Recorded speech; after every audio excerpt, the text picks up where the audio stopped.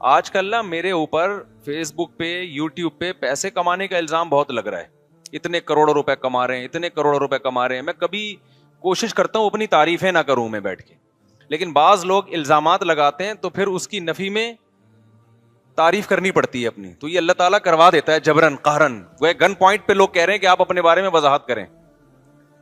پہلے بھی ہوتے تھے یہ, چند لوگ کرتے تھے, اب تو ایک پورا پروپیگنڈے کے تحت جب کسی کو الزام کے لیے کچھ نہیں ملتا نا تو پھر یہ کہ چندے سے پیسہ کما رہے ہیں, پھر یوٹیوب سے پیسہ کما رہے ہیں, اور فلانی جگہ سے پیسہ کما رہے ہیں, یہ مولوی پیسوں کے لالچی ہوتے ہیں.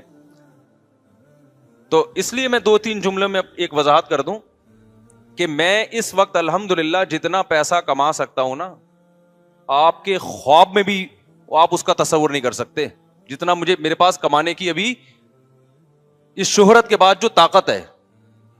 پھر بھی نہیں کما رہا, سمجھ رہے ہو؟ مجھے جو اللہ نے رزق دیا نا وہ میری چاہت کے بغیر, اور میں رزق کے آگے آگے اور رزق میرے پیچھے پیچھے, اس طرح سے مجھے مل رہا ہے. اپنی محنت, اپنی سوچ, بلکہ یہاں تک کہ رزق نہ کمانے کی پوری کوشش, جس کو حماقت کہتے ہیں.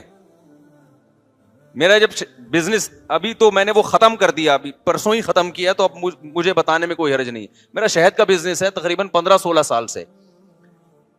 میں اگر اپنی کمپنی کا نام یہاں ممبر پہ بیٹھ کے ایک دفعہ اناؤنس کر دیتا کہ یہ میرا شہد ہے, یہ میری شہد کی بوتل ہے, ممبر پہ نہ کرتا, یوٹیوب چینل پہ اناؤنس کر دیتا, آپ کیا سمجھتے ہو کہ کم سیل ہوتی منتھلی؟ بولو نا. 15 سال سے, اب میں نے ختم کر دیا تو اب میں اناؤنس کر رہا ہوں. ختم کیوں کیا وہ بچاؤں گا وجہ میں, چل نہیں رہا. جن کو بھی میں نے دیا انہوں نے کہا اس پہ آپ اپنا نام ڈالو کہ مفتی طارق مسعود صاحب کا شہد ہے. میں نے کہا میں اپنے نام کا منجن بولو نہیں بیچوں گا. 15 سال سے مجھے لوگ کہہ رہے ہیں کہ آپ اس پہ اپنا فون نمبر ڈال دو. ایک دفعہ اسٹیکر چھپے تو اس پہ میرا فون نمبر ڈال دیا کہ تاکہ لوگوں کو یقین آئے مفتی صاحب کا شہد ہے. میں نے وہ سارے اسٹیکر جلوائے ہیں, ضائع کروائے ہیں کہ میں نے کہا اگر یہ شہد کا کام میں پہلے کر رہا ہوتا نا اور پھر مشہور ہو جاتا, کوئی مسئلہ نہیں ہے.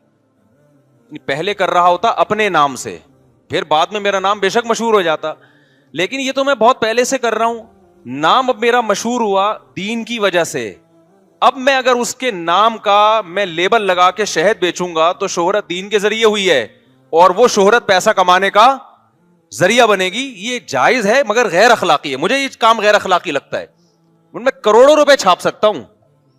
آپ کہہ سکتے ہیں ممبر پہ اعلان نہ کرتا, میں ایک الگ شارٹ کلپ بنا دیتا, اپنے چینل پہ ڈال دیتا, یہ میرا شہد ہے اور یہ ایک دم بالکل خالص شہد ہے, تو جو حضرات خریدنا چاہیں اس نمبر پہ رابطہ کریں. اس میں کتنا ٹائم لگتا ہے بولو نا, 2 منٹ لگتے ہیں. مجھے شرم آ رہی ہوتی کسی بندے کو کھڑا کر دیتا کہ یار یہ کھڑے ہو جاؤ اور لوگوں کو بتا دو یہ مفتی طارق مسعود صاحب کی کمپنی ہے اور یہ ان کا شہد ہے. دے دنا دن بکنا شروع ہوتا. وہ ہمیں اللہ نے پیسہ کمانے کے ذرائع, جو لوگ ہم پہ اعتراض کر رہے ہیں نا کہ یہ مولوی لوگ لالچی ہوتے ہیں, ہمارے پاس جو وسائل اور ذرائع اس وقت ہے نا وہ آپ کی سوچ سے بھی بہت زیادہ ہیں. اس سے بھی آگے کی بات سنیں.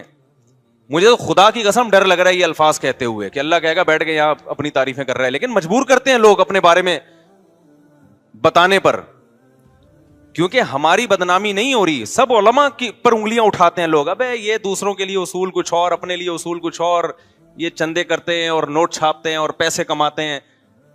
تو آپ کو اگر آپ کسی تاجر سے پوچھو کہ برانڈ کی جو ویلیو ہے نا تجارت میں, نام کی جو ویلیو ہے, لوگ نام خریدنے کی کوشش کرتے ہیں.